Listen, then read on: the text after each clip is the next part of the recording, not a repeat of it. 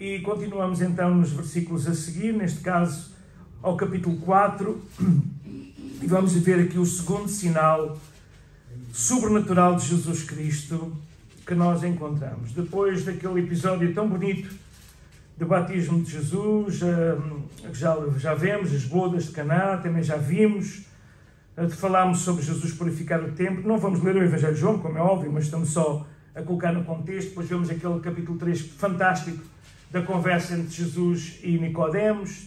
Depois João Batista dá outra vez o testemunho. Capítulo 4, no início temos a conversa que fazia questão, que Jesus fez questão de passar por Samaria, porque estava ali uma mulher que ele queria transformar e que se transformou numa missionária. Depois de tudo isso, e Jesus falar para os discípulos que o mais importante é nós termos em mente esta ceifa, a colheita, os campos estão brancos para a ceifa, como diz lá no verso 35.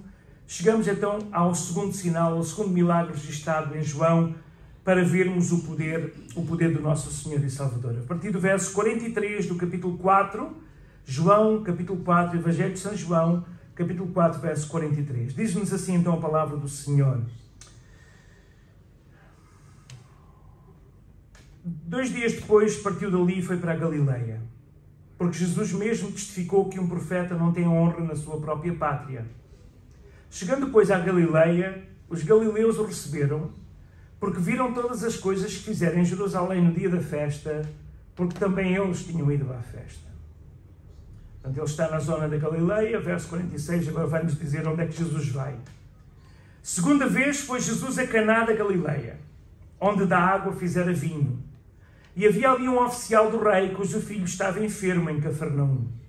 Ouvindo este que Jesus vinha da Judeia para a Galileia, foi ter com ele e rogou-lhe que descesse e curasse o seu filho, porque já estava à morte. Então Jesus lhe disse: se não vir de sinais e milagres, não crereis. Disse-lhe o oficial: Senhor, desce antes que o meu filho morra. Disse-lhe Jesus: vai, o teu filho vive. E o homem creu na palavra que Jesus lhe disse e foi-se. E descendo ele logo, saíram-lhe ao encontro os seus servos, que lhe anunciavam, dizendo: o teu filho vive. Perguntou-lhes, pois, a que hora se achava melhor. E disseram-lhe: ontem, às 7 horas, a febre o deixou.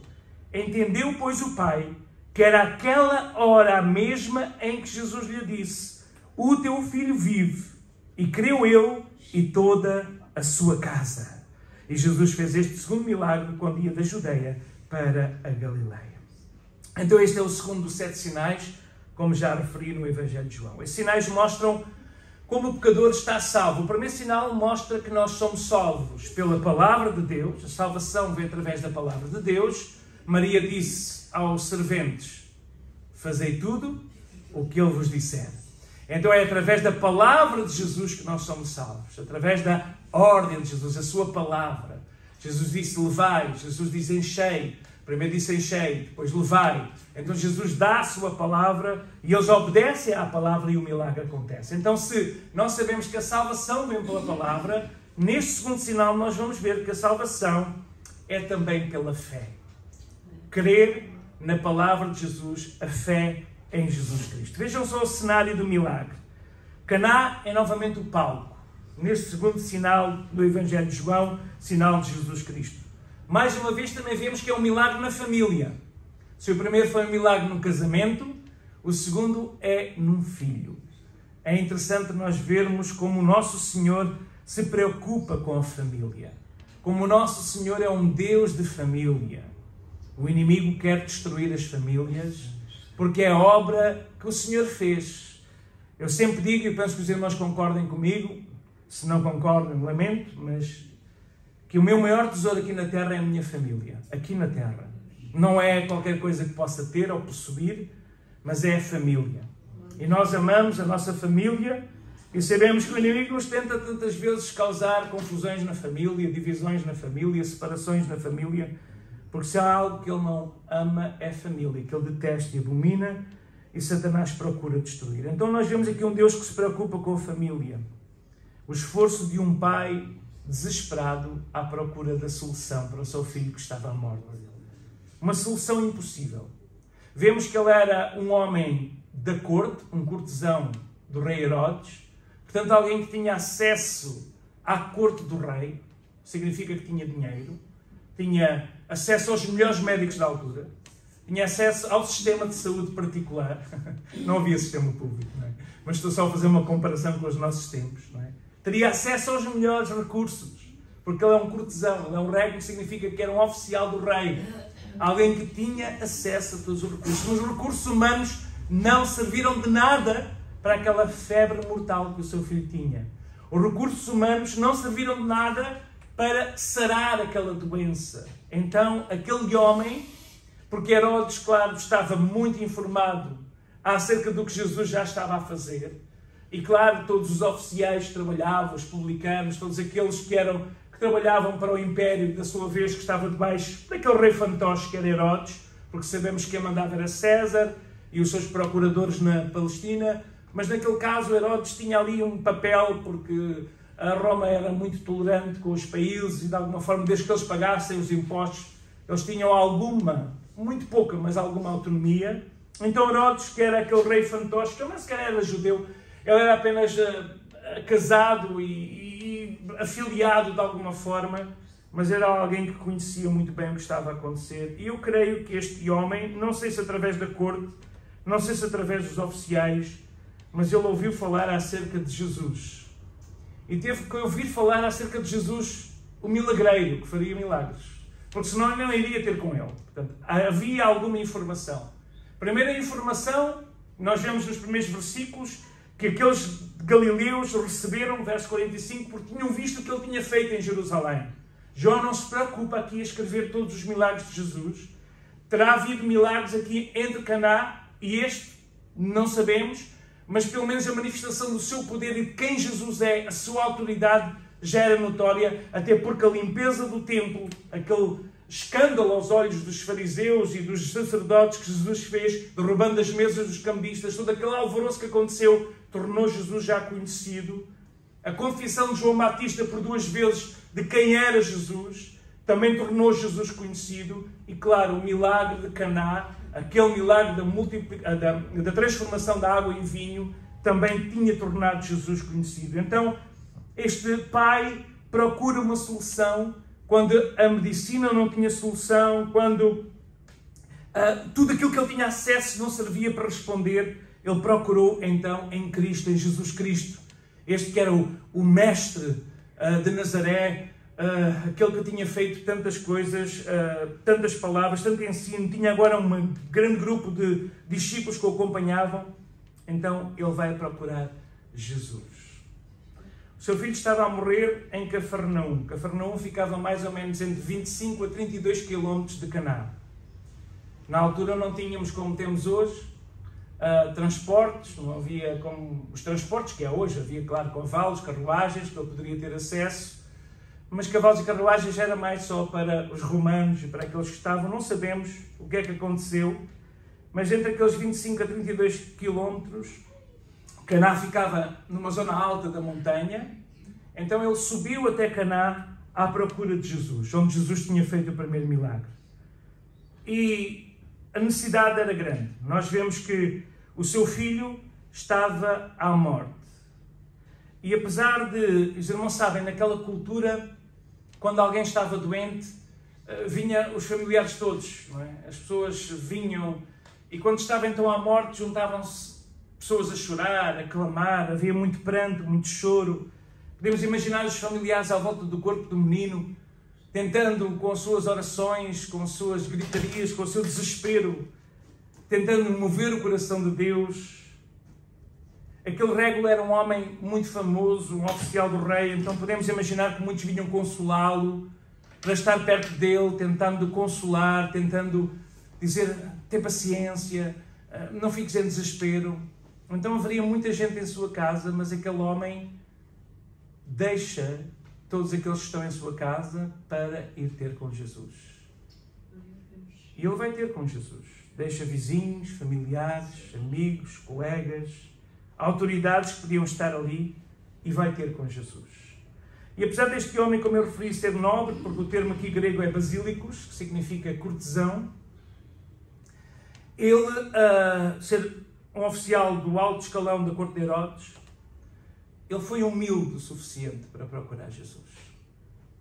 E se nós podemos sempre aprender alguma coisa, irmãos, e podemos, minhas irmãs, com a atitude deste pai, é que independentemente da posição que ele tinha, ele foi humilde o suficiente para procurar o mestre da Galileia. Foi humilde o suficiente para deixar todos os que estavam à sua volta e ir sozinho, porque vemos que nem os funcionários foram com ele, porque depois quando ele volta é que eles o vêm ter ao seu encontro. Ninguém sabia para onde ele vai. Talvez as pessoas pensem, ele está no desespero, olha, vai caminhar. Mas ele foi à procura de solução e encontra Jesus Cristo. E numa atitude de fé, porque ele disse, se alguém pode fazer alguma coisa, será este Jesus. Se ele pode transformar água em vinho, que é algo impossível, ele pode também fazer este milagre no meu filho. E ele vai com esta fé, dependência de Deus.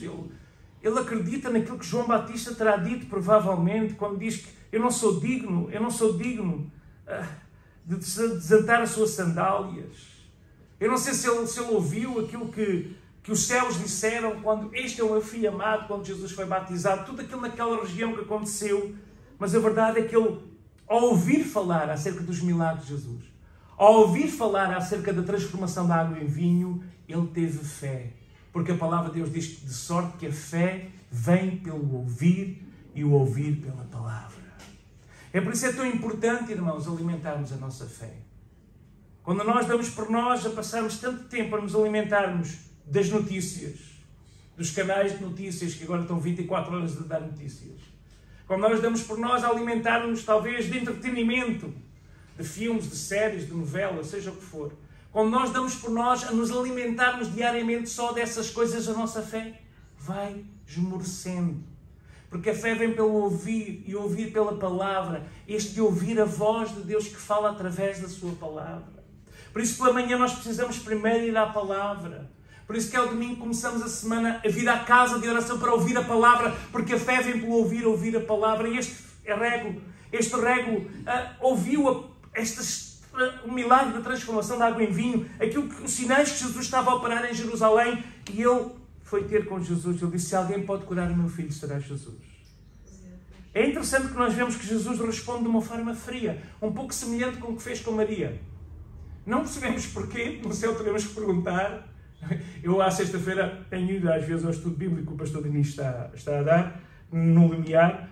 E ele diz uma coisa muito engraçada, que eu acho muita graça, mas quem ouça pela primeira vez, que nem entende o que ele diz. Ele diz assim, os irmãos têm lá o bloquinho no pijama. Por acaso eu não uso pijama com bolso. Mas eles tenham sempre lá o bloquinho com as perguntas todas que têm para fazer ao Senhor, para quando partirem, levarem o bloco de perguntas. E ele volta e meia está sempre a dizer aquilo. A primeira vez eu não entendi, porque não tinha ouvido anteriormente o que é que ele queria dizer com aquilo.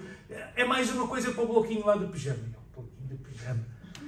Que às vezes há coisas que nós não sabemos, não é? Nós sabemos, dizemos, Deus, mas o que é que se passa? Porquê que é isto? Não é? Temos perguntas que só mesmo no céu é que serão esclarecidas. A verdade é que Jesus responde de uma forma, com uma frieza, e a resposta de Jesus foi, o verso 47 diz que ele foi ter com ele, roga, e rogar fala de humildade, de pedido, com pranto, com coração. Por favor, desce, vem comigo. Meu filho está à morte. Por favor, mestre, vem comigo. Ele faz este pedido e Jesus responde desta maneira. Se não vir de sinais e milagres, não crereis. Quer dizer, há assim uma resposta parece que fria, não é? Quer dizer, ele está a dizer, Senhor, vem comigo. E Jesus volta-se, claro que ele estava a falar para os discípulos, para as pessoas, dizer, mas vocês precisam sempre de ver milagres. Vocês têm que entender que a palavra é o principal e os milagres é o secundário. Os milagres levam-nos muitas vezes ao Senhor da palavra, mas o que nos sustenta não é os milagres. O que nos sustenta é a palavra. Porque se nós só nos sustentamos por milagres, vai acontecer com tanta gente, quando o Senhor não responde por alguma razão, a pessoa afasta-se do Senhor. Porque ele não vivia da palavra, mas vivia dos sinais. Então Jesus diz, e começa logo a ensinar no início os discípulos, se vocês não ouvirem os sinais, parece que vocês não acreditam. Têm que fazer sinais para acreditar. É aqui uma certa frieza na resposta de Jesus, o mesmo que ele disse a Maria, mulher, ainda não é chegada a minha hora, mas aquele homem recusou ficar desanimado. E fala aqui de uma insistência. Porque Jesus responde desta maneira, e o verso 49 diz que o oficial diz, Senhor, desce antes que o meu filho morra. Então há aqui uma insistência. Mesmo que a primeira petição não teve resposta, não teve o resultado que ele estava à espera, ele não desistiu. Isto também é assim para nós. Quando nós oramos uma vez e não temos resposta, temos que continuar a clamar ao Senhor, que tem todo o poder para responder. E ele persistiu. Ele persistiu.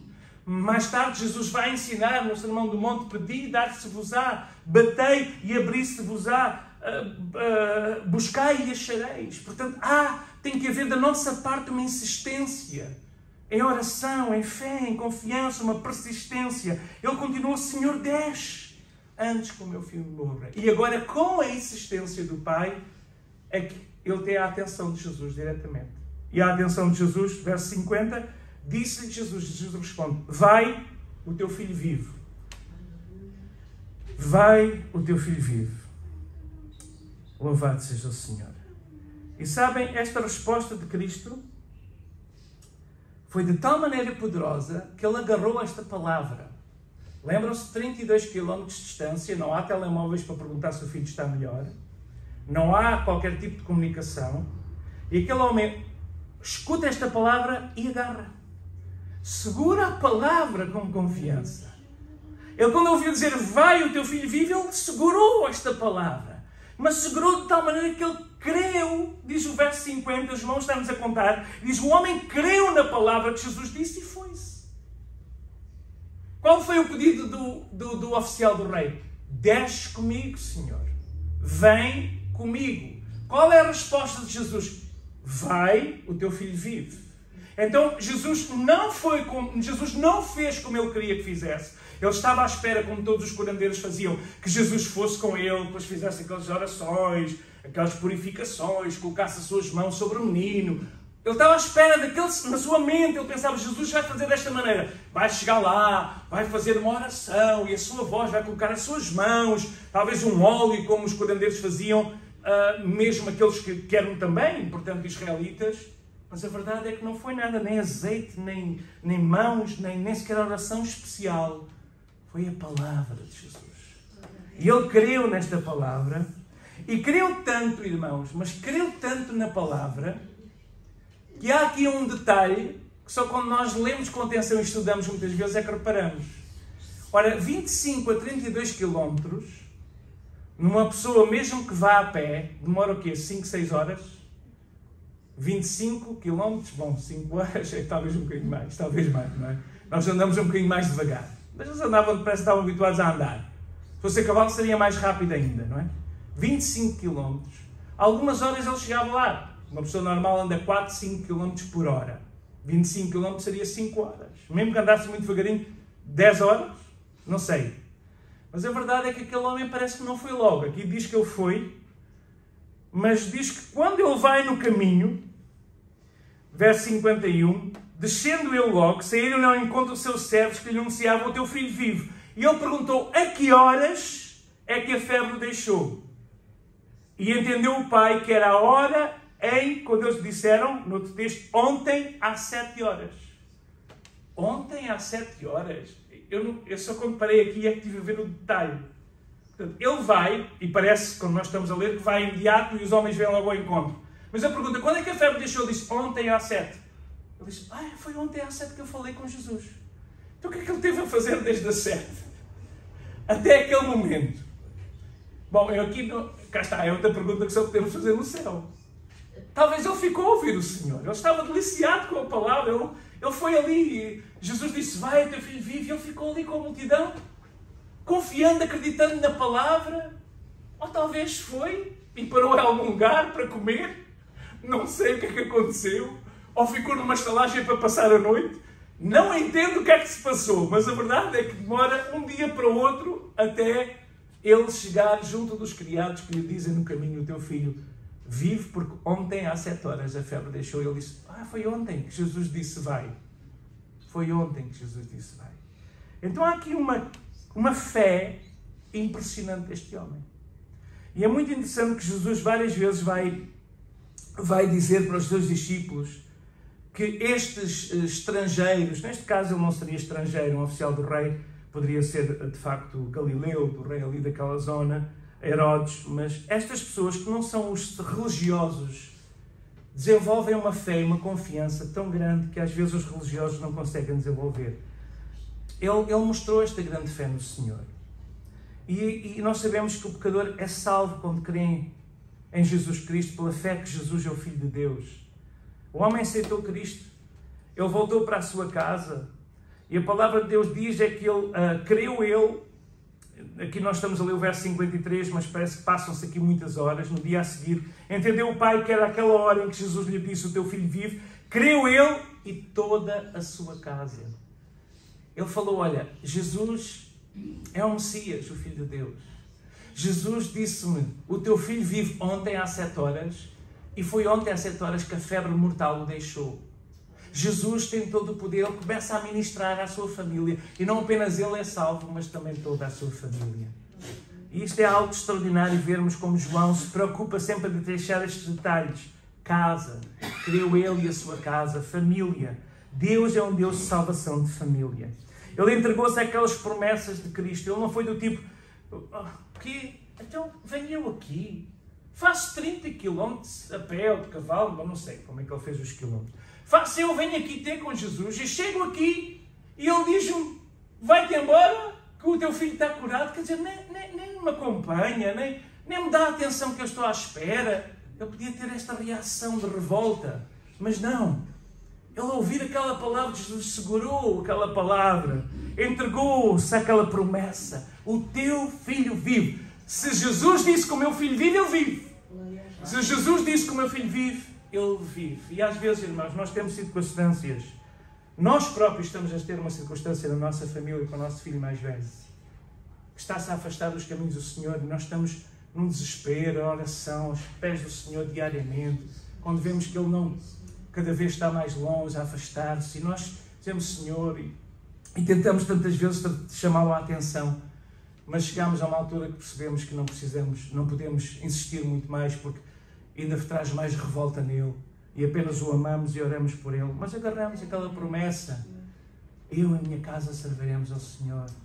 Agarramos a promessa quando o entregamos ali de bebê ao Senhor, entregámos-lo a Deus. Ele pertence a Deus, ele é de Deus, a sua vida está nas suas mãos, e nós seguramos esta promessa. Os nossos olhos podem não ver, o nosso coração às vezes pode ser apertado, mas nós agarramos a promessa e nós lembramos diante do Senhor, não para que o Senhor se lembre, mas para que nós nos lembramos: Senhor, nós o entregamos a Ti, Ele pertence-te, Senhor. Ele pertence, Senhor. E nós estamos a lembrar-nos a nós mesmos, quando estamos a orar ao Senhor, lembramos-nos a nós pelas promessas do Senhor. E quando nós nos entregamos às promessas do Senhor, irmãos, nós podemos começar com uma necessidade desesperadora, uma necessidade de desespero, uma necessidade que não precisamos que seja suprida, mas mais do que a necessidade suprida, nós precisamos desenvolver o amor a Cristo, o amor daquele que realmente tem todo o poder. E esse segundo sinal mostra-nos que a salvação vem pela fé, crer na palavra que Jesus disse. Crer: vai em paz, vai, podes ir, olha, podes ir para casa, o teu filho vive. Eu não sei qual é a palavra que a irmã precisa de ouvir ou que o irmão precisa de ouvir nesta manhã, mas agarre, o teu filho vive, a tua situação vai ser resolvida. Nós não procuramos, não andamos atrás de Jesus por causa dos milagres, mas sabemos que Ele é um Senhor de milagres. E quando a humildade nós vamos aos pés do Senhor e não desistimos aos sinais negativos que vêm, as pessoas, quando nós